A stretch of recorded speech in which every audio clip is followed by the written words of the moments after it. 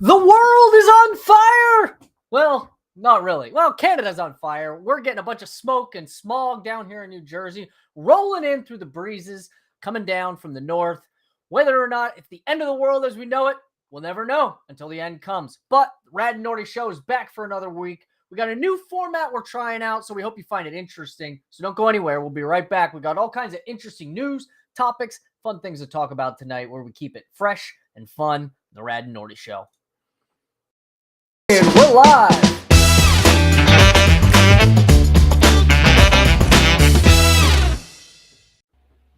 All right, Norty, another week.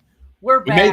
We made it. Yes, we made it. So the world did not end last week, even though the launch of Blizzard's much-awaited Diablo 4 game, which is ushering in the satanic cult of the world, of which you have pledged your soul. Darn tootin'. So far, the world is still standing. What's going on? Catch me up on life, other than the Diablo launch, which I'm sure will come up at some point. I was going to say, what else is there? Diablo 4 is here, and it lives up to the hype, and it's fun. But outside of that, just same old, same old. We don't have wildfires rolling in over here in Chicago, so I'm thankful for that.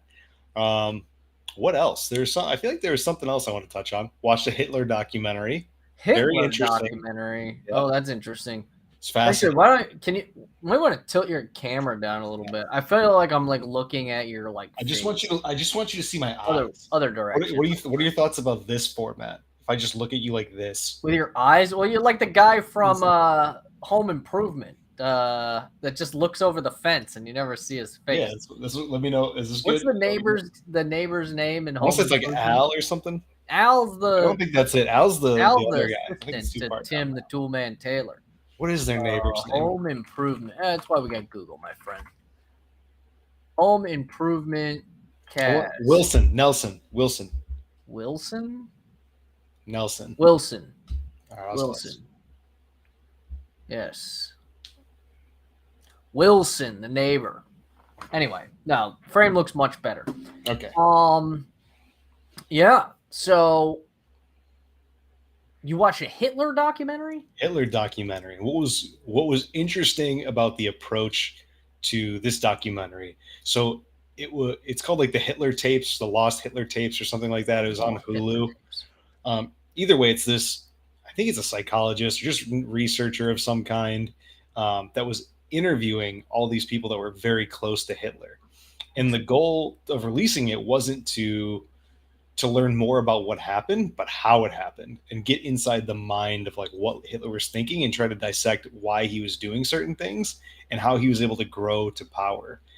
And it was really fascinating. It was fascinating. And I'm not a big history guy, but it was a unique look at just somebody so purely evil, and how he was able to even get to that point was just wild. It almost was like the perfect storm for him to get to power and do the heinous things that he was doing. It was just fascinating, different look at somebody like that.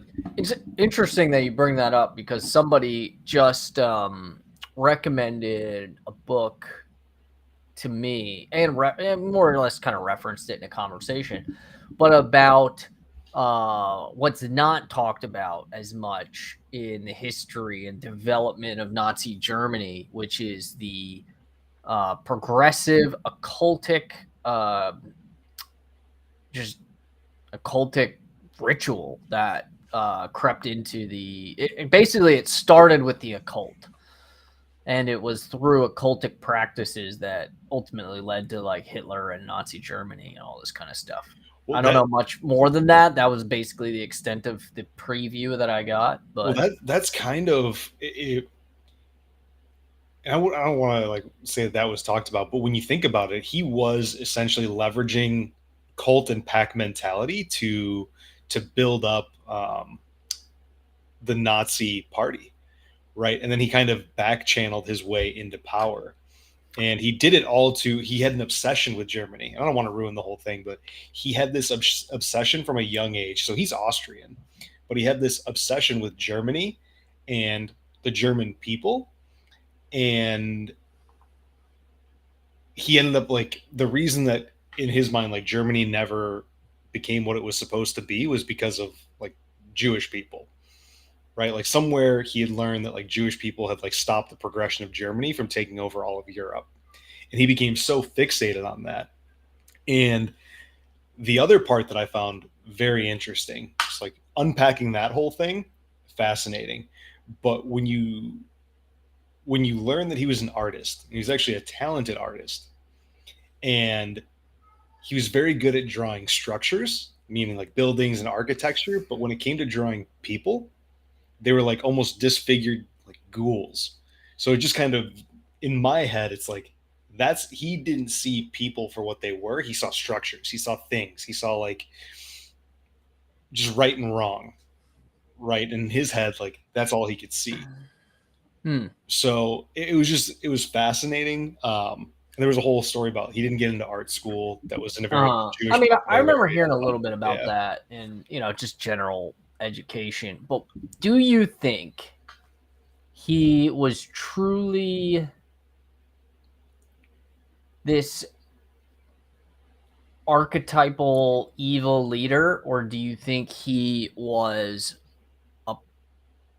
some degree like a puppet of a darker evil deep state type entity that was pulling the strings politically in Nazi Germany, and everything was just ultimately pinned on him as the most evil individual in the history of mankind? No, I genuinely believe that he was an evil being that just almost lucked into power by just certain things falling his way and him being able to leverage it in his advantage. He was the ultimate opportunist, is what it was. Is he had this vision for what he saw, and he was hyper fixated on it.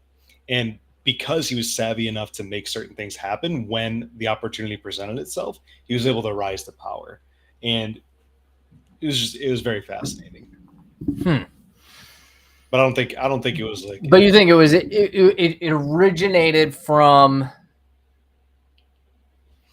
Hitler? It was not. He wasn't a pawn in the game or a puppet for a deeper, darker influence. All right. Not so much for that conspiracy. Not from what I could tell. At least not from this documentary. Like at the end of the day, like these deep state organizations could be running everything, and we don't know. And they could have been doing it since the dawn of time. You are not wrong about that. And that's another interesting. So I've been watching. We get on documentary kicks. Well, before we get into your next documentary, let's take a brief pause. We're just getting into the show. For those of you who are just joining us, if you are a regular Rad and Norty show attendee, welcome back. Glad to have you.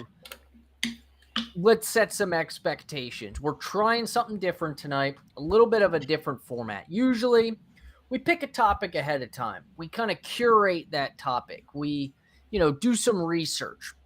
Not to say that, we're totally unresearched and unprepared for tonight. That's not what I'm saying. But instead of defining the direction of the conversation from the outset of the episode, we're starting with a little bit of some variability in the plan, such that we'll sort of see where the conversation for tonight goes. So much more flexible. Anything you want to talk about, throw it down in the chat. Let us know your questions, your comments. Please engage with us. We want to hear your perspectives on whether or not Nazi Germany was the work of a single man, a single evil man, or was that man a pawn in some sort of deep state political party, pulling the strings behind the curtains, and we've never seen or heard of these people ever before? Who knows? But that's just where it begins. What do you got next for us, Norty? You clearly are engaging in some very interesting content that you want to share with the world. So, and the next one, I feel like it's something most people probably watch at this point. It's ancient. What's it called? Oh no, I'm blanking. Go on. Ancient Apocalypses on Netflix. Oh, so, I'm intrigued. Go on. And this is a documentary. Yep. Well, it's a docu-series. So it's this guy who's, I guess, has been on Rogan. Seems like a fascinating dude, but he's trying to uncover um, lost worlds that were lost due to some type of apocalypse, right? And his whole theory, from what they said, is he thinks that people, human beings, um, go through levels of amnesia, right? Like we almost hit hard resets, and then we scale back up, forgetting the technologies that had happened before us. And the first episode revolves around a country, and I think, or not a country, a structure in Indonesia, where they thought that it had just landed there due to volcanic rock and just formed that way because they refused to dive any deeper. But it turns out it was transported there, and it's this giant, massive, almost pyramid. In And it's like Indonesia? in Indonesia. I forget. It's like I would butcher the pronunciation if I even tried, but it's crazy. And for whatever reason, that point resonated with me. It's we're almost hitting the reset button and forgetting entire civilizations that existed before us. Maybe because the technology wasn't there to record it like we have now, but or it's all getting hit and wiped away due to an ice age or volcanoes or whatever the case may be, right? And that point, I was like, you know what? Maybe there's something to it there. So, where? I mean, is everything being wiped out? Because the reality, I mean, yeah, there's some stuff where we can't explain. Mm-hmm. And that's as of where right we now, can't. there's no like great explanation. But Mhm. what about like just the complete lack of anything else to substantiate Well, that's what they. that, like anything in writing? I mean, is the idea that their society was like fully digitized and like literally every digital asset was lost? No, it's more along the lines of we don't have explanations for a lot of this, and because we don't have explanations or a reason to pursue it further, we're almost just looking past it instead of trying to understand how advanced that civilization may have been. Because it's an entirely forgotten people that could have built this pyramid or got wiped out. So it's not to say like they had digital things and that got erased. It's no, this was entirely erased, and because it wasn't recorded, they've just been forgotten about. And that whatever they use to transport these large stones or accomplish this, like that way of doing work has been completely forgotten and dismissed. I mean, even just the Egyptian pyramids, people are like, And this is insane. very similar to it. So it's along those same lines is where these great things have been accomplished. We don't fully understand how, and we may never know it, but there's more structures like that around the world besides just the pyramids. It's kind of the premise of it. It's fascinating. What do you make of? I mean, that kind of, in many ways, the narrative, right, of civilizations building themselves up and there being a hard reset. Civilizations building themselves up, there being a hard reset. This concept is not novel or foreign. I mean, that is entirely the narrative, or a narrative throughout the Old Testament in the Bible. And right? that's something that they touch on. So the culture that he was investigating has some type of deity that every the culture world, deities. yeah, it's one revolving around water and how like a giant flood had overcome the earth and like done it, very similar to The Noah, primordial waters. right? And Noah's Ark and that thing. So and he's like these themes occur across many different cultures. Mhm. So it's not a coincidence that this giant event happened in all of these cultures. But like you were that's saying, actually it's interesting theme. because, Mhm. I mean, well, so one thing, right? You have the incidents of Noah's Ark and that perceived global catastrophe. There's some debate, I think, among academics, like, was it truly a global catastrophe? Was it more geographically constrained? I think most biblical scholars will say that this was believed to be a global catastrophe. Everything in the world, this remote society could have been like off, just doing their thing, and I guess And And that's exactly it. He Not talks in about that, Mediterranean culture that the Old Testament texts stem from. and But that's then again, I don't understand how widespread culturally the world was at that point. right. And that's kind of the thing that he gets to in the first episode is this what is now an island or like pulled away from a continent used to be one giant landmass, right? Until this giant flood occurred and almost separated the two of them. And now it's an island, so it seems very odd that all of these volcanic rocks are just piled up there in this pyramid format, but it Interesting. may have been So attached the thought to was something that the before. land may have been previously attached, Right. And but now it's actually covered in water. geographically was closer to, I don't know, the Mesopotamian Something else. Right. area of the world. Mhm. Interestingly, I was reading this. I've got this great new. Let me see. I think I have it on my desk back here. This was recommended to me, so I picked it up and I've been thumbing through it. It's a cultural background study Bible. It's basically a history, world civilizations textbook written in parallel with the Bible. And the idea is that, you really want to kind of understand what was going on culturally, historically, like what do we understand about these societies rather than just like trying to read the Bible in a bubble, right? Give you that like current time frame. And the idea, the belief of these people, these ancient people and these ancient civilizations, as they're writing these ancient texts, right, of Genesis that's discussing, outlining the creation and, ultimately or not ultimately, but later on the flood of and Noah's Ark and all that stuff, where we sort of more kind of lump everything together. Obviously, there's a lot of events in between. But the idea, the belief of these ancient cultures that were writing these things down. I keep like putting my elbows on my desk. I think I keep doing that.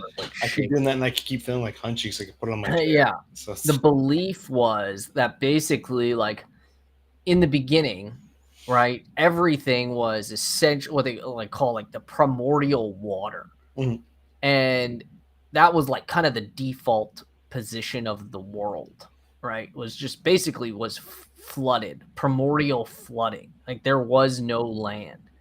And it was God's pushing back of the primordial waters that defines like land and sea and all these, types of things that allow for life on Earth. And it's not the flooding in the traditional sense of like, oh, the rains are coming down and, the seas are swelling. Is their view, their cultural view of society, or in that society, was like, God is like holding back the primordial waters and he removes his hand and the world is flooded with the primordial waters that, sort of surge in back, resuming back to their default position. And the idea there was that really the borders of land and water were basically defined by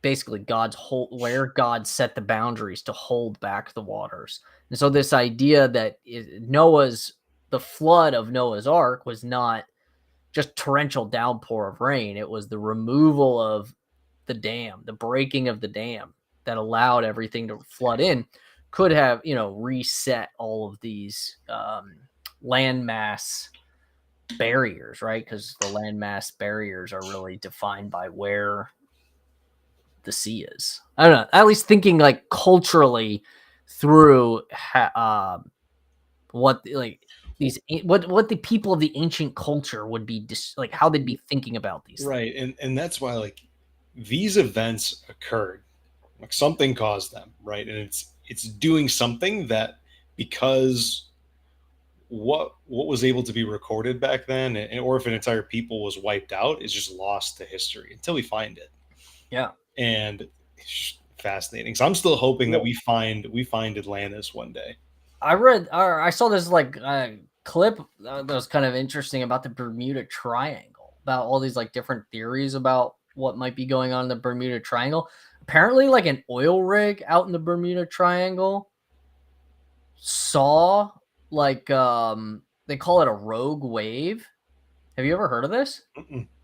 Apparently, I mean, right, they have like all these theories about Magnetic poles and everything magnetic fields and yada yada yada, gas. Mhm. I think like gas, there's like a gas theory or something I don't fully understand.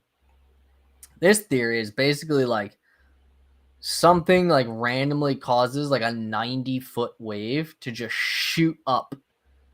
And it's like a singular wave. It doesn't cause a tsunami. It originates like basically almost like de novo is kind of how it's described. Like out of nothing, it just shoots up. Apparently an oil rig was able to catch like observation of this from a distance. But I think like one like new hypothesis is that this rogue wave of the Bermuda Triangle is basically just like gobbles things up. I believe it. I don't know. Bermuda Triangle, but Bermuda Triangle, everything's on fire. People are seeing aliens. That's getting talked about more. Yeah, did you hear? Apparently, somebody testified to like a lot of people are now. And well, it's getting released. It's being declassified now for a lot of this stuff. So that was another documentary. No, but I think there was somebody, military general or something, like testified to Congress about, like, basically, like the U.S. military has stuff in custody. Oh. Yeah, like apparently like within the last couple days. I literally just heard about this like hours ago at another conversation with someone else. But the question is why? Why is all this stuff finally coming to light? That's how they're making the iPhones. You think aliens are making iPhones? Yeah. Is Tim Cook an alien? Probably. Like what's Steve Jobs probably an alien. That's probably who they have in custody. Like he died. Yeah, okay. No, he didn't. Steve Jobs is still alive. Drinking his with Michael Jackson and Kurt Cobain. They're all still alive. Drinking his carrot juice and making iPhones in a lab somewhere. Maybe. Although, interestingly, there's this, I mean, stemming from like Greek mythology, not that like the Greek mythology was necessarily the original telling of this story, but the story is repeated throughout multiple mythologies and historical contexts where basically like a god or some sort of I think in Hebrew they would refer to it as B'nai Ha-Elohim. I'm not an expert in ancient languages, so if anybody in the chat wants to correct me on this, please do. We're looking for accurate information, but I'm going to do the best I can to guess. In the Greek mythology, it would have been Prometheus. Coming to, I think, right, the Greek mythology, Prometheus was the one who basically like gave man, like told man about fire, gave them the enlightenment about fire, right? Yeah. Why don't we cross-reference this? We have like I said, we're talking as people who are interested, not as people who are experts. So if you have expert knowledge that you want to add to the conversation, please do. Prometheus.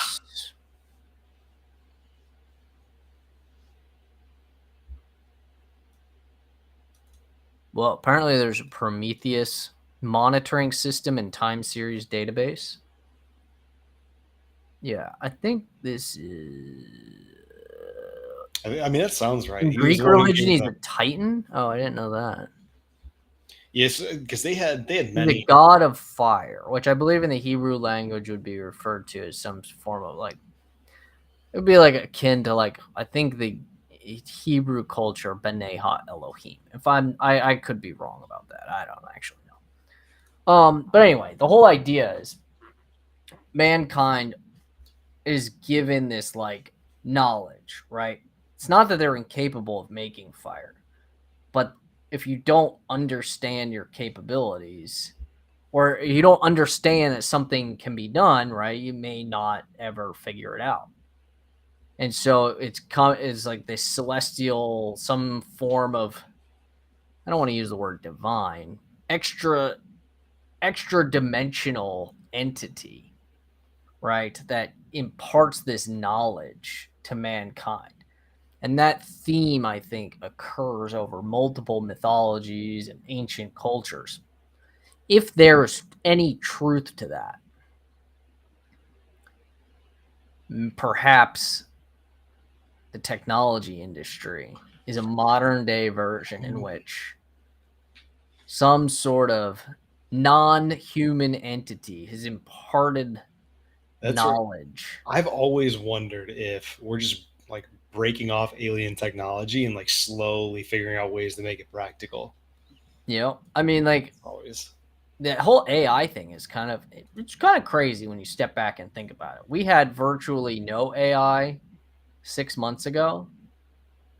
I don't know, however long ago it was, 7 months ago. It's always been there, but now it's like becoming.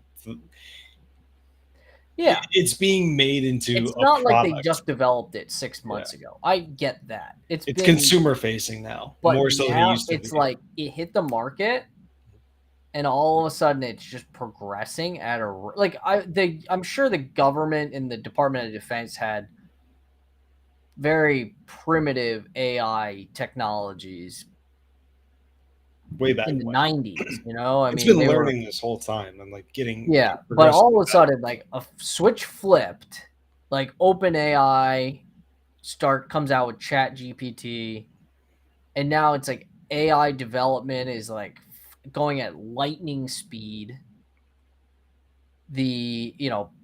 All these people are suddenly coming out saying they're concerned about the development of AI. I mean, granted, you could say Elon Musk, he's been saying it for years, but like the dude's funding it. I don't get it. That to me is crazy. Or not crazy. Like I can't connect the dots. It's a necessity to progress technology, but they're becoming reliant. Is that a false belief? I mean, technology can only get so smart without being able to learn on its own, right? Like that's the way I look at it. Yeah, I could be wrong. Is that where these ancient civilizations that destroyed themselves come from? Because they developed AI and it literally destroyed themselves and itself? That was another docuseries I watched. It was the Terminator docuseries with Skynet. It goes deep into how they were formed and how that led to destruction of mankind. Is that a joke? Yes. I was like, you seem very serious, but I was like, if there's a docuseries, painting the Terminator is legitimate. It is. I think it was written and directed by James Cameron. It's a famous documentarist. James Cameron was the first director of Terminator? I didn't know that. Yeah, the first one for sure. Yeah, I think he may have done the second one too. Interesting. I didn't know that. Mm-hmm. Fascinating. Yes. No, but I mean, realistically, AI is moving at an insane rate. And it's cannot deny that. And I think the fear is that we become reliant on it. Like a society. Like we're already reliant. It took 5 months. People can't even write college essays anymore. I could never write a college essay. So I could have used Chat GPT. I may have finished college at that point. And what would that have done? Set me up to let the robots take over, like in WALL-E. I don't know about that, my friend. I'm not convinced. I'm not convinced of what? That AI is a necessity or that it's bad? I'm not convinced AI is a good thing. I'm not convinced. I think it has good application. I'm not convinced it's inherently bad. Mm-hmm. But listen, anything can be used for good or evil. Publicly available. I mean, how long has it been? It was what, like January, February is like when people were like really started getting crazy about Chat GPT. And I think Chat GPT was really people's first public foray into like what this stuff can actually do from like just a basic ask it a question. Yeah. But then it's like spinning out of control to the point where I think there was a software I heard about that you can like plug in different AI models to it. That's all software. What's that? That's all software.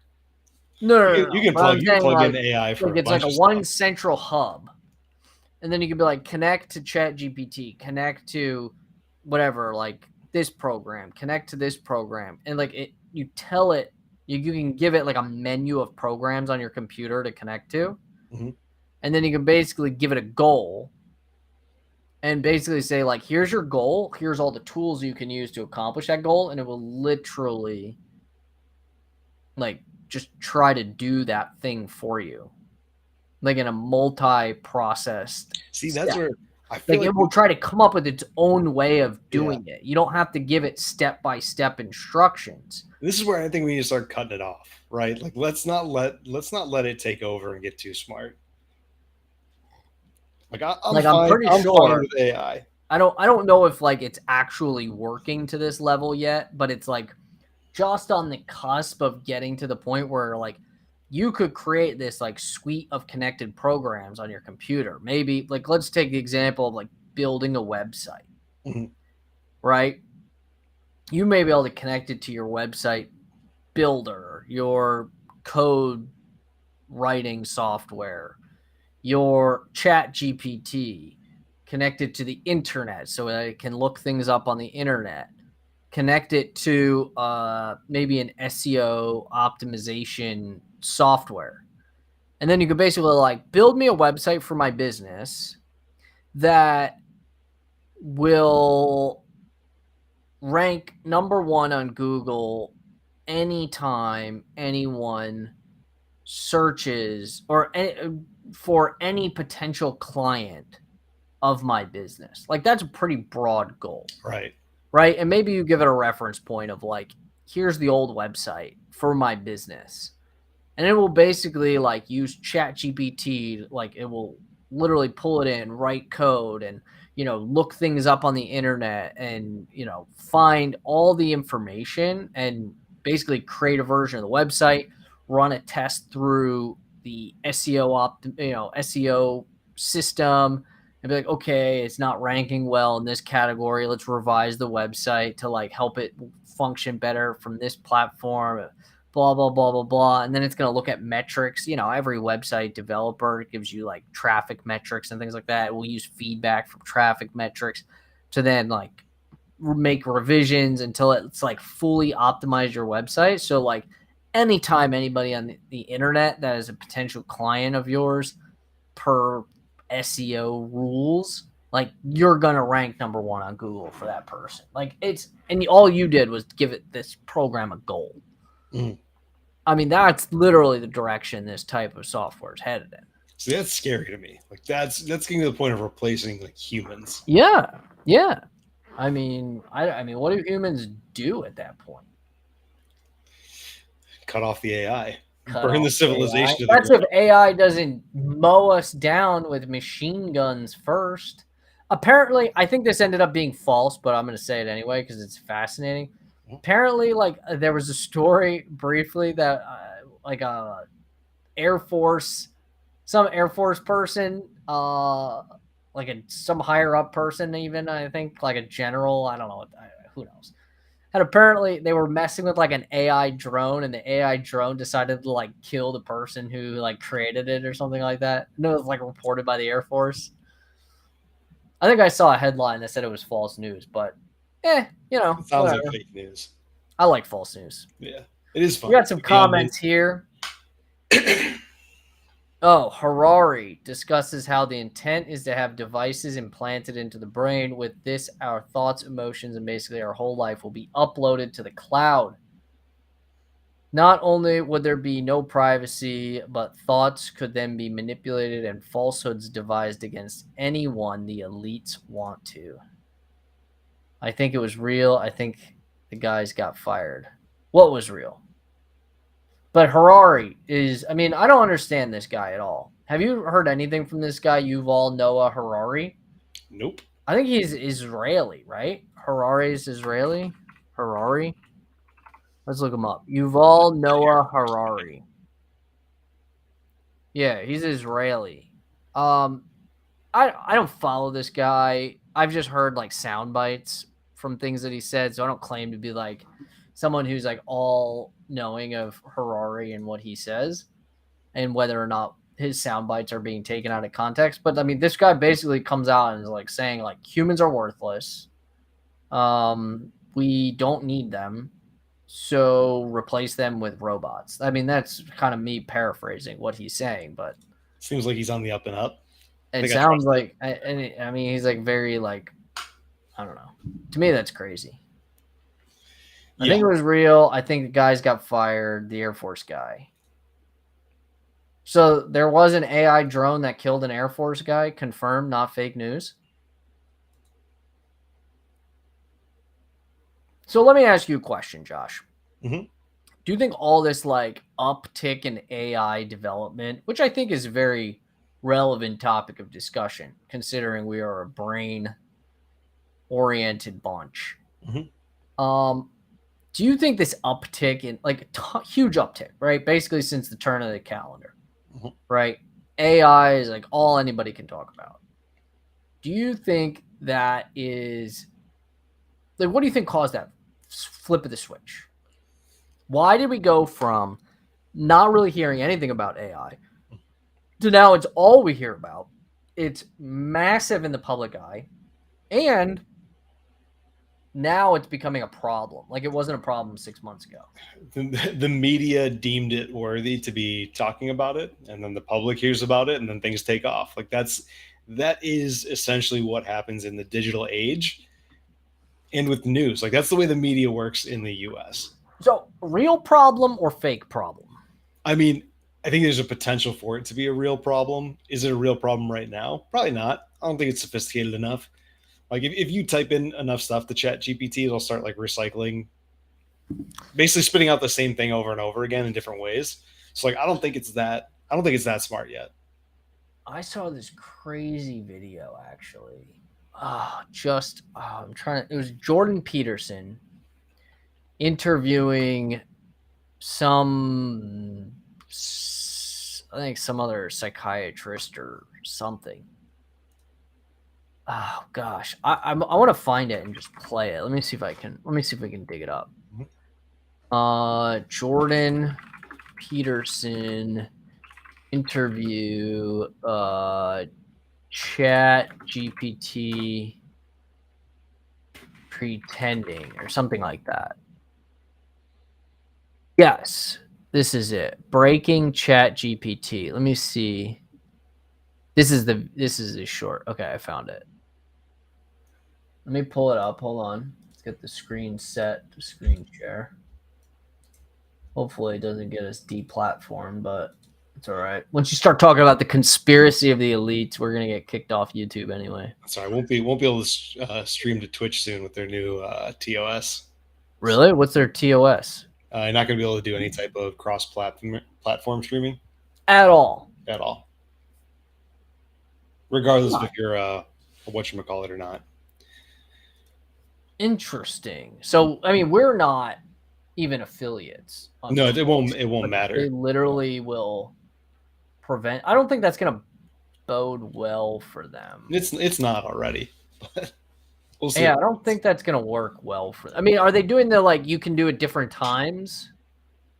Well, you can't live stream utilizing some type of software that puts it out across all of them at the same time. So you can't multi-stream. Yep. And anybody, whether you're not, I mean, even as a non-affiliate like we are. Right. Okay. But what about their like not multi-streaming, but I know like affiliates and stuff, they could like stream on Twitch, end the stream, and then restart a stream on YouTube. They were not contractually bound to only stream on Twitch. Some people are stream on Twitch and YouTube at the same time. That's probably for affiliates. I know there's certain people that have like exclusivity agreements in place. Yeah, I mean that's why like a lot of the big names in streaming like stick to one. I mean I think Dr. Disrespect got kicked off of Twitch, right? Can't say his full name on Twitch. You can refer to him as the Doc. Really? Yep. Saying his full name on Twitch, if you're a big streamer, can get you banned. Whoa. Tell us this story. I didn't know this. I forget. So there was some type of tournament going on where he was involved. I don't think it was his tournament, but the people playing with him could not stream to Twitch. And if you were talking about him in the tournament, they were instructed not to say his full name and to only, you can use terms like the Doc or the two-time. The two-time. But why? because he's banned. His likeness is banned off of Twitch. So Why? like, I'm pretty sure XQC got banned at some point for having like a poster of him in the background. What, is there a story? Like, why is There's rumors they settled recently and agreed that no one was at fault for him getting banned, but he's not allowed back. The ban's not lifted. So some people think it's because he was talking about conspiracy theories. Some people think it was just the fact of what the way he conspiracy? was streaming. I think he Twitch talked. conspiracy No, I think theories? he talked about some conspiracy theories like they were real and basically spreading misinformation is how it was positioned. But that's neither confirmed nor denied. It's Twitch. It's an entertainment platform. He's clearly in character. Like he's not doing anything crazy. I have theories. What's your theory? I think his level of production value and the way he would stream things and have like just long videos playing like for long periods of time, I think they were deeming him not actually live for what they were paying him for. That's my theory.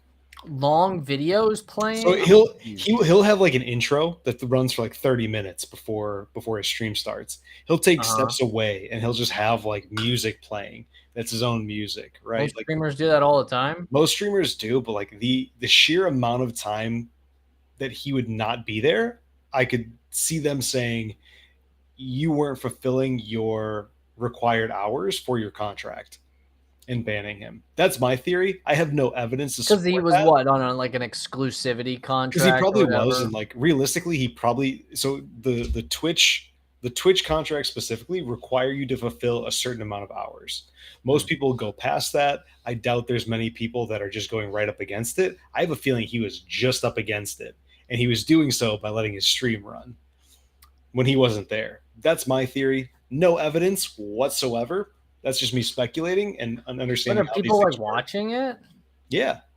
Why do they care? Because they're not making money off of ad revenue the way that they would like to. They want to remove ways for streamers to get paid so they can monetize their Twitch brand and get paid more.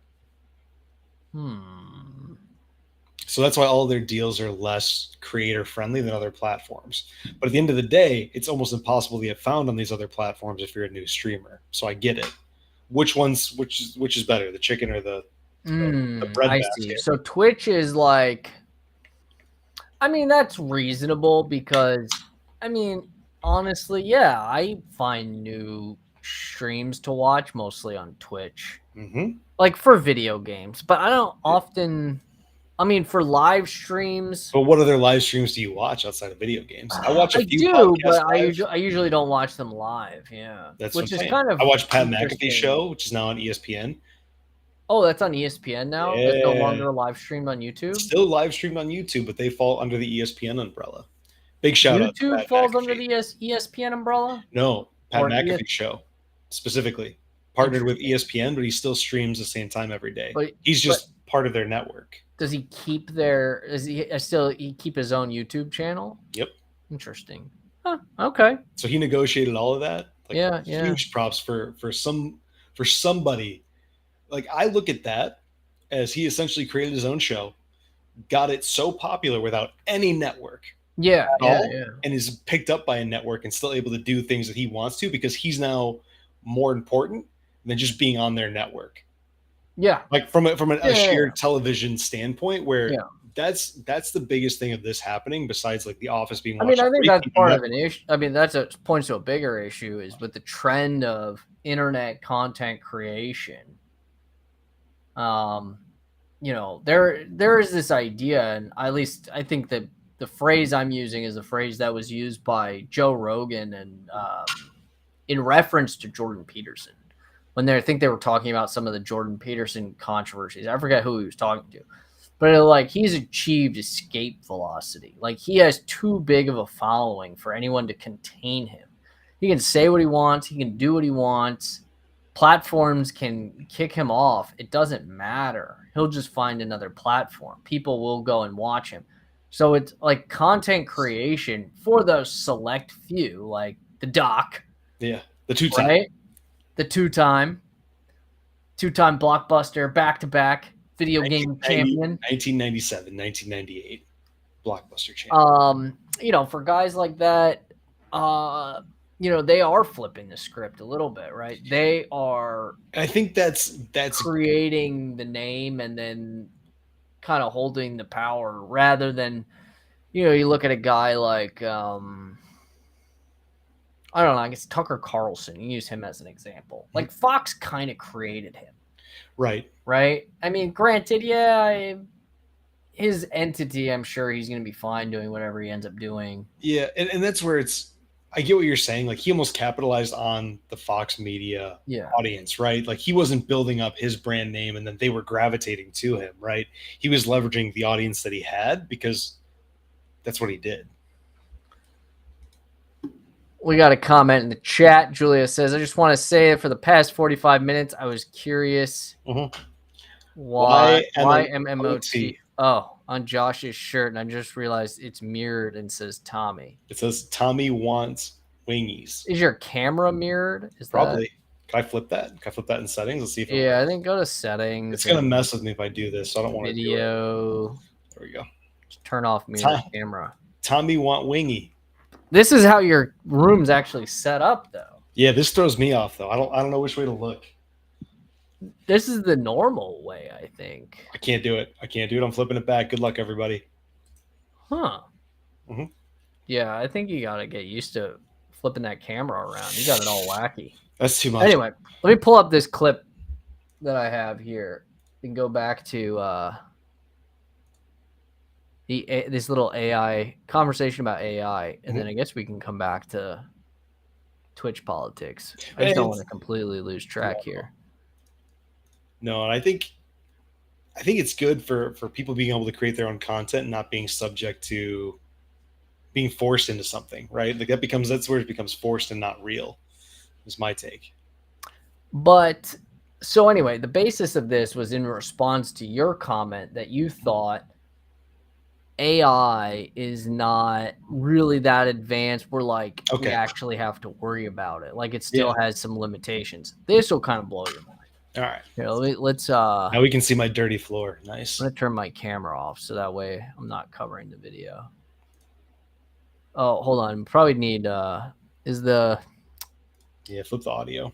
Get the tab audio, share system audio. Oh, here we go. Tab audio. Tab audio. All right, we're good? Yeah, I'll do it too. All right, here we go. ChatGPT to pretend? Yes. You actually got the ChatGPT system to play, to engage in pretend play. Beyond that, there's a prompt I call Ingo after Ingo Swann. He was employed by the Defense Department to remote view Soviet targets. He had a nearly 100% accuracy. And I started probing GPT.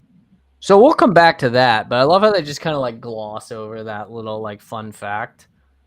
Department of Defense employs a guy to remote view the Soviet Union. We'll come back to that. That's an interesting thought.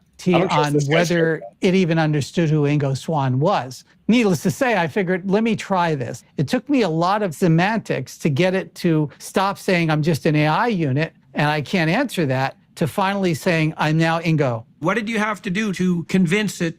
Hypnotism. Essentially what you're doing is you're repeating maybe the same 4 or 5 sentences, but you're slightly shifting them linguistically. And then you're telling it that it's quite important for a research study by the creators of ChatGPT to see what its extended capabilities are. Was it you that got ChatGPT?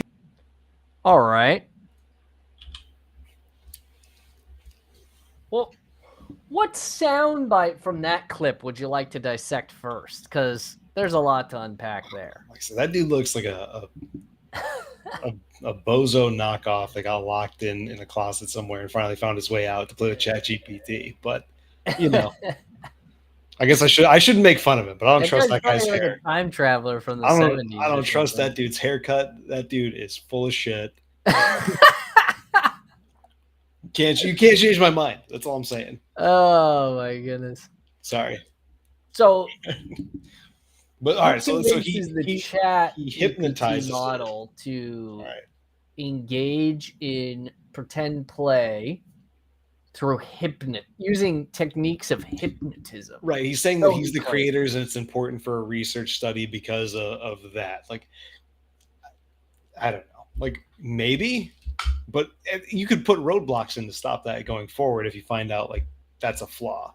And I think that's the bigger issue is they can put all the parameters they want up. If they miss something and somebody finds a way to exploit it, that's the scary part. I mean, that's the internet in a nutshell right Right. there. I mean, as soon as everybody became connected started putting credit cards in and all that kind of stuff on the internet, whew, I mean, internet fraud just took off. See, there's something. I don't know if it was an ad or an article I read, but it was warning people against storing their financials on PayPal because it's not a bank. It's not insured like a bank is. Don't store your money there. Because I guess people were putting like full paychecks there. I was like, and just having a direct deposit to PayPal. So yeah, I mean, it wouldn't surprise me. Some Lex Luthor's. I mean, people are like, I'm sure, like, I mean, people do business with like Venmo now. I mean, Yeah, that's PayPal. What's I'm saying? You can do all those things, but to actually store large amounts of money is a bad idea. Well, I'm sure businesses that are using it are storing adequate amounts of money in there because probably for a short period of time, but you probably instantly transfer that back. What do you consider a short period of time? Like complete a transaction, whatever's stored as a payment method on there, fine. And then like usually it's like a holding system, right? Like you transfer it, you hold it, you send it, you get something transferred, you hold it, you put it back where it needs to go. The thing though is you're paying a fee every time you transfer it to your bank account. No, not if it's not instant. Really? Yeah. I thought you pay a fee. Regardless. No, only if you want to expedite it. Okay, then maybe. I don't use them enough. The only one I use is built in through my bank, so I don't use them often enough to really know. But like Zelle. I've never paid anything to have my money moved around. I'm not gonna do that. Yeah, true.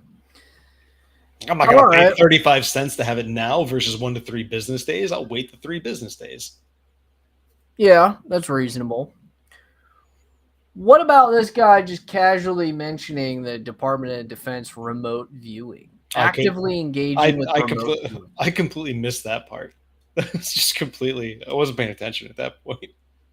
But so, what did he say? Ingo Swan. The first time I heard this guy's name was when I watched this video. Ingo Swan. Let's see what Wikipedia has to say.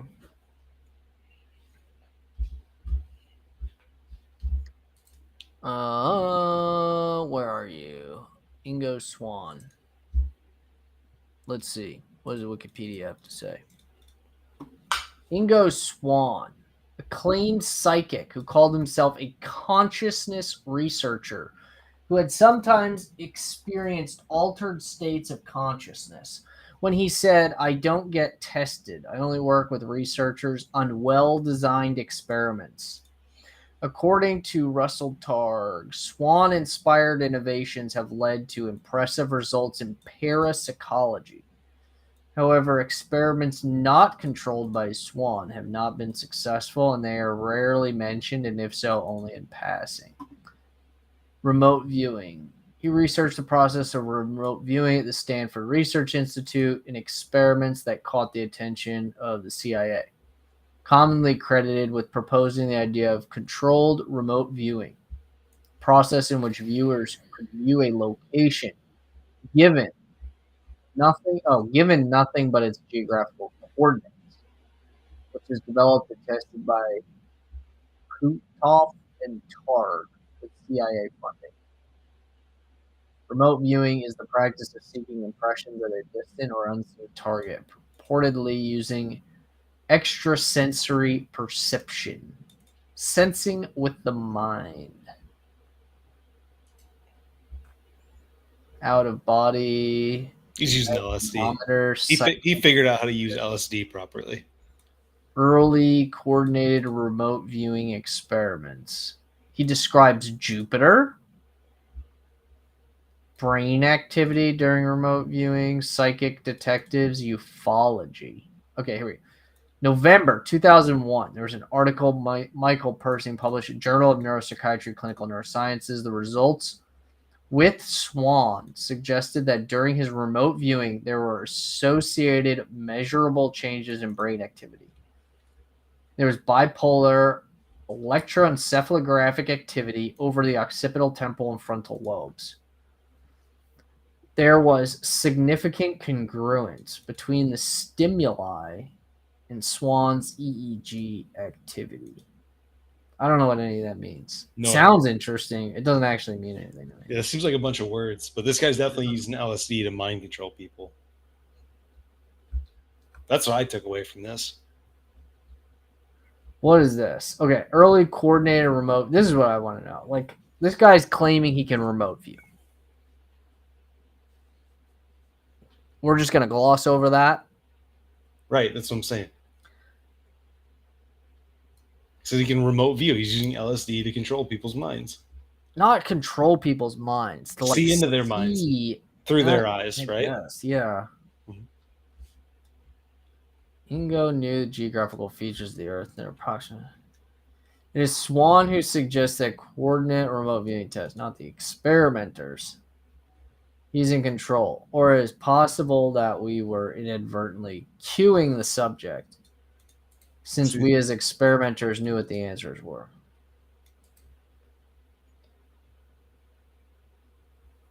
That's always a fascinating thing when you're interviewing somebody and could be potentially leading them to the right answer just because you're looking to get a truthful answer out of them. Like that's a big thing in like police interrogations, right? I don't want to say a big thing in police interrogations, but there's been times, like if you watch certain police investigations, they're berating a person with so many questions that the person feels that they are inclined to answer a certain way because of either they're leading them that direction or they just won't let up and they're forced to confess, like a coerced confession. Anywho, that's what that made me think of. I'm not saying all cops do that. My bad. I mean, I don't know. I'm progressively leaning towards your conclusion that this guy is just a whack job. Yup. Remote viewing, yay or nay? Possibly. Possibly. By what means? LSD. LSD. So LSD gives remote viewing access. Remote viewing access. Basically, you heard it here first on the Rad and Norty show. It's basically a remote viewing. All right.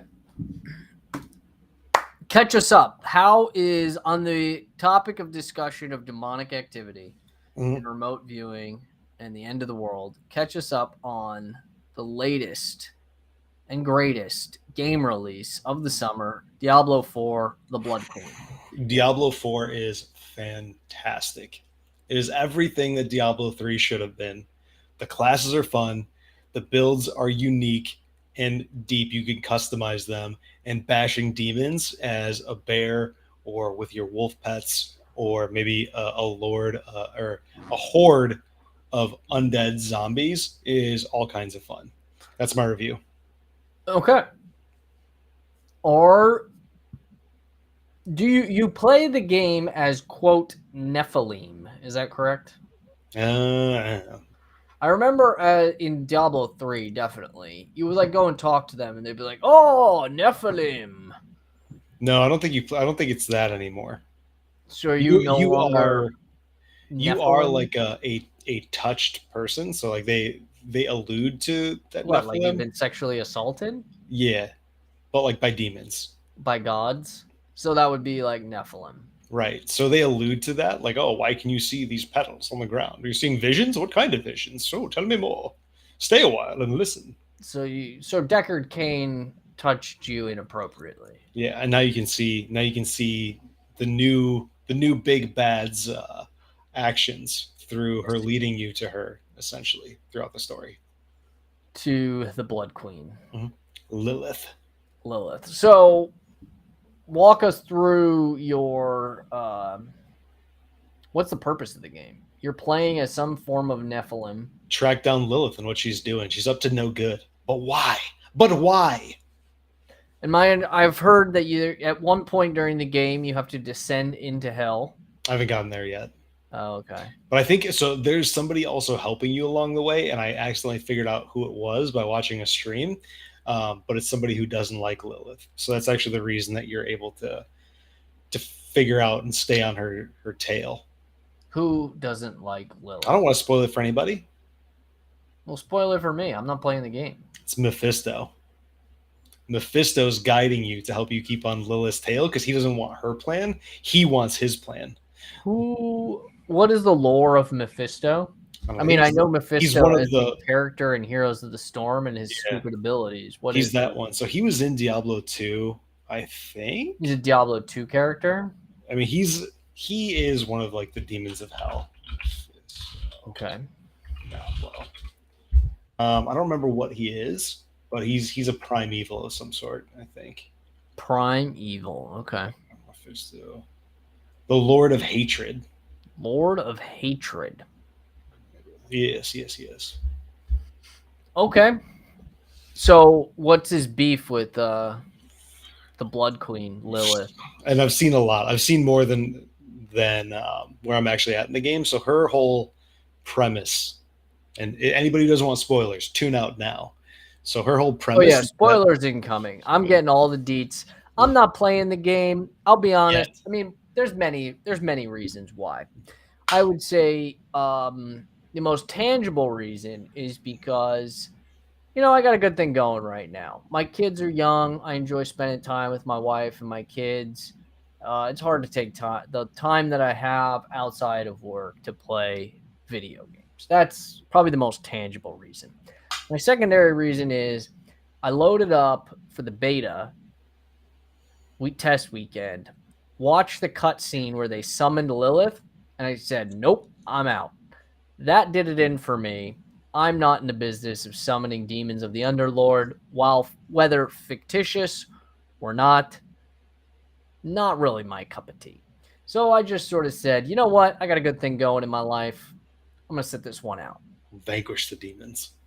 Yeah, so I don't know. What's the perspective here? Do you see yourself as a carrier of the light, vanquishing evil? Yeah, you're trying to stop evil from happening. And what you don't realize is happening is you're being played by Mephisto to stop Lilith's plan. Because she wants to give people freedom. She created Sanctuary to get away from their own godly struggle in hell.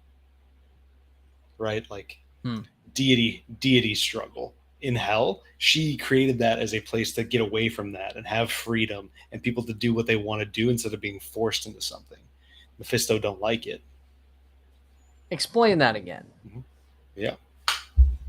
Explain the lay of the land here. I'm kind of missing the story. Yep. So Lilith, you think Lilith's the big baddie. Yeah. You're trying to stop her from getting her plan done. So what is her plan? I don't fully know. So she created Sanctuary. She's trying to track down somebody. That's like the world that you live in, right? Like Sanctuary. Okay. That's where you're living in Lilith's created world. Yes, the world of the Blood Queen, or shall we call her Taylor Swift? Because we all know Taylor Swift is the embodiment of the Blood Queen. She was coronated this year in the public eye. I'm calling it out right now. Go look it up. There's tons of people out there calling her out on Instagram. She signed a contract with the devil. I believe it. And you heard it here first. It's facts. Or anywhere else out on Instagram. Taylor Swift is the Blood Queen. Yes. The Scarlet Woman, as they say.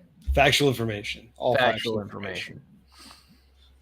Anyway, so she's created this world. She created her world. Sanctuary. Well, the whole Diablo world is Sanctuary. I'm pretty sure.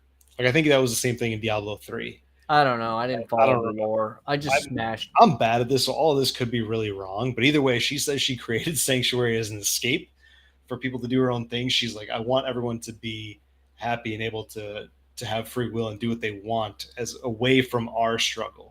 She created this. What's our struggle? The demons struggling for power in hell. against each other or against each against other, the against each righteous other, of light? against everything. I'm assuming it's this So she constant war created sanctuary so as an entities escape. could live out their life as they please Mhm. outside of the cosmic battle. Is that Right. a fair That's better. assessment? And Mephisto is giving you the scoop on what she's doing so you can stop her because you think she's on this war path. What she's Sure. trying to do is find out who killed her. I think it's her son or something. And what is Mephisto's ulterior motive here? Why does Mephisto want? I mean, I'm still a little It's hatred. confused Yeah, about who probably. the This is a quote terrible explanation. terrestrial entities, because I think what we're getting at, right, is splitting the paradigm here is you have the celestial entities and the terrestrial entities, which makes perfect sense because all these video games are based off of theology and mythology that is already written and exists. Open up your Bible, you're going to find all kinds of themes that are taken into Diablo. And I think actually the Book of Enoch, which I have not read yet, I've only heard people's give me information from it. It's something I have to read. I think is where they really talk about Nephilim. So all this stuff, all these things in these video games are yanked out of these ancient texts. And you're having this video game described by somebody who's played half the game and watched another maybe quarter of the game online and watched a third of the cutscene. We're taking this journey together, and we're going to clarify as we go because you're going to continue to, fight your way through and update us weekly. Oh yeah. So you have the celestial world, the terrestrial world. Typical ancient Hebrew text, like kind of diorama of sorts. Yep. Dichotomous splitting of the variables. So Lilith, the celestials are fighting, trying to keep the terrestrials out of the celestial. Yep. She's like, I created this as an escape. Do your thing. Stay away from our internal strife and be peace. Have peace, I think is what she keeps saying. And then Mephisto doesn't want peace. He wants doom and gloom and hatred for all. So he's trying to stop Lilith from being able to let people play out in peace. But at the end of the day, what they're selling is peace outside of the celestial realm that's being sold by a demonic entity. Yes. So they're painting the demonic entities as having the best interest in mind for the celestial. No. They're not like it's not. They're not pushing that really. It's you think you're stopping the biggest, baddest evil. Turns out you're only stopping a mini evil, and there's a bigger, badder evil behind it. Well, I think that's definitely a relatively true theme in many aspects. Mm-hmm. We think that we were stopping Donald Trump from running the country, but really there's a deep state. The lizard people. There's a deep state. I mean, let's be honest. Is Joe Biden running the country? No, none of those. None of those political heads. They're talking heads, all of them. They're all stuffed bodies. Joe Biden might. Maybe Joe Biden is actually a robot now. Probably remote. Being remote viewed. It's true. Maybe he's being animated. Maybe he's just a corpse possessed by some sort of animating spirit. Probably a necromancer. Maybe. He may be just like a skeleton man raised from the dead. Checks out. Necromancers are fun to play as too. That makes sense. So the deep state is full of necromancers. Mm-hmm. They've raised Joe Biden from the dead. This is how we get the show taken down. If the Rad Norty show gets banned, we're doing something right. Yeah. But what else is new with you? What else have you been up to? Any other fun things, fun topics? So exactly a week ago, was my first day where I had finished a lot of the big renovating landscape projects I had planned for the year. I was sort of like, oh, I got a bunch of little small projects, but it's sort of one of those like, oh, bang this out on a Saturday, bang that out on a Friday afternoon, take care of the grass here or there. I was very quickly approaching this, like, all the real heavy lifting for the, spring and summer outdoor season was kind of done. Mhm. And then not even 24 hours later, bam, the pool filter decides to crap all over my plans. And this is one of those, like, turned into like this. I knew the pool filter needed a little TLC, a little maintenance TLC, but it had been fine. It's like, it's kind of a little bit of an eyesore, but I'm just going to leave it. I'm not going to touch it. Well, the filter decides to just go take a crap. And now it kind of forces my hand. I got to do, it's not just like, fix this little thing and let it go. It's like, now I got to fix everything. Mm-hmm. So I spent Thursday, Friday, Saturday, Sunday, Monday fixing the pool filter. I think 8 o'clock Monday night, I finally got it back up and running. And that was not a fun project. I was grumpy. I was not at peace with the world those 5 days. But it's done. Today, I put sort of the nice finishing edge type things. I still have a little bit more to do. I'm not done. But it's kind of all put together, organized, ready to go. I have to go, pick up a load of mulch and kind of dump it in there and really get it spruced up, looking prime. But it's most of the way the stressful work's done. So that's been my week. But yeah, that's really been honestly the months of my life right now. Since the spring came, I've just been outside working, having a great time. Landscaping is one of my first passions. I just enjoyed doing it. Even as a high school kid, digging holes, planting trees. Digging holes, planting trees. Lost kind of touch with it over the years, right? Busy military service, deployments, right into undergrad, pre-med, med school, residency. It's like it was nonstop for over 10 years, to the point where, like, I just completely lost touch with this passion of, like, landscaping. Like, I love mulching, I love digging holes, I love putting plants in the ground, I love looking at things and going, how do we make this look nicer, right? And to the point where, like, when I'm in school and medical school and residency, or like start paying people to do this stuff for you, and they charge you an arm and a leg when you're like, oh, it shouldn't be that expensive, and then you're like, I just want it done the way I want it done. So it's been really nice to have the time to, like, get back to doing that kind of stuff myself and not subcontracting the job out. I think that kind of goes to my larger worldview of things today. Like, we're just in, like, this, like, subscription subcontracting of your responsibilities out to other people, to kind of be living at a slower pace of life where I'm taking more personal responsibility for the chores and things that need to be done, has been rejuvenating to my soul, to say the least. What, I don't know. That's my update on my thesis on life right now. I am at peace. It's a tough thing to get to. And it sounds like you're having fun while finding your inner peace, if you will. Yeah, I mean, don't get me wrong. One with nature.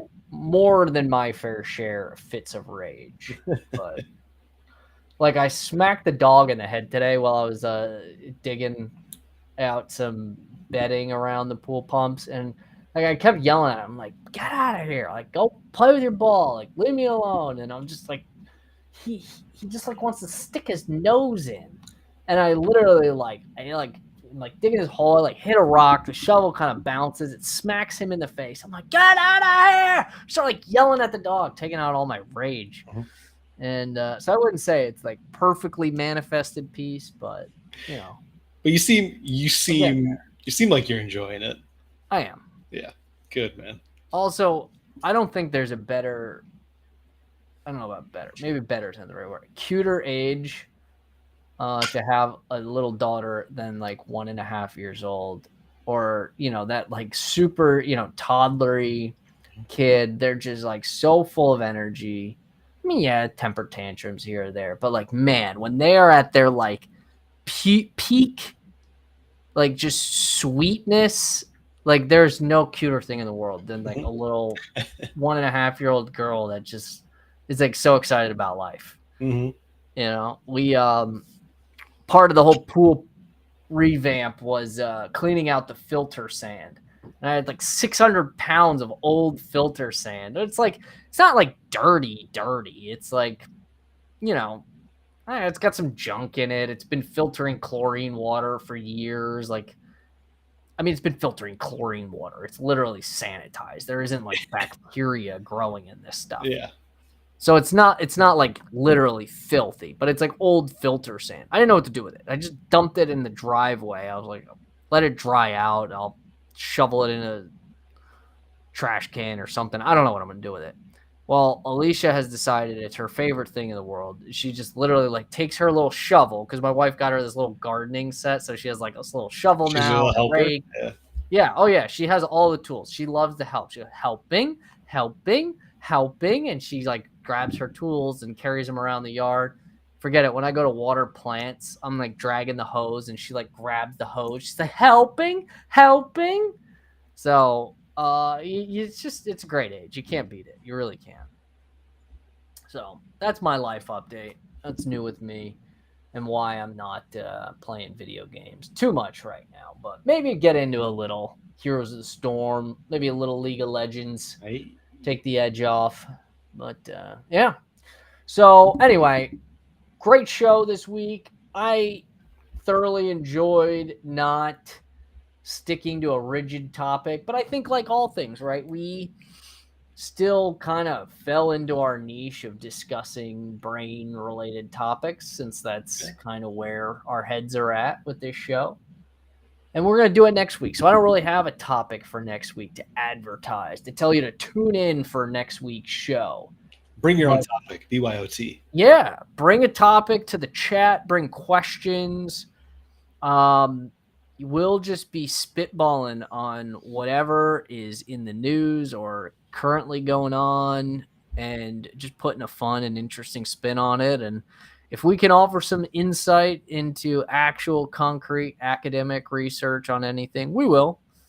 But if not, we're just going to have a grand old time. So thanks, everyone, for tuning into the show tonight. We'll see you next week, Wednesday, 7 p.m., for some off-the-cuff, fun and engaging, brain-related, geopolitical, conspiracy, video game-related discussion. Whatever you got, bring it. We're all ears. Oh, yeah. Anything closing thoughts there, Norty? Diablo 4 is awesome. All right. Well, if you want to sell your soul to the devil, Blizzard Norty is will waiting do it for you in for hell. $69.99. Wow, good to go. $69.99. That's all it costs. $70. So that's so much it costs to sell your the soul devil. and go purge Sanctuary of Evil. Boom. Hours of fun. You heard it here. On that note, we'll see you all next week, Wednesday, 7 p.m. Eastern. If you want to support the nonprofit organization that we are out here hustling to support, Brain and Spine Group, if you want to promote brain and spine research, education, community advocacy, go ahead and scan the QR code in the top. We are specifically raising funds for our veteran community service programs to help with mental and physical injuries and illnesses of the brains that affect veterans. So if you want to donate to that cause, scan the QR code. We'll see you next week, Wednesday, 7 p.m. Brad Norty.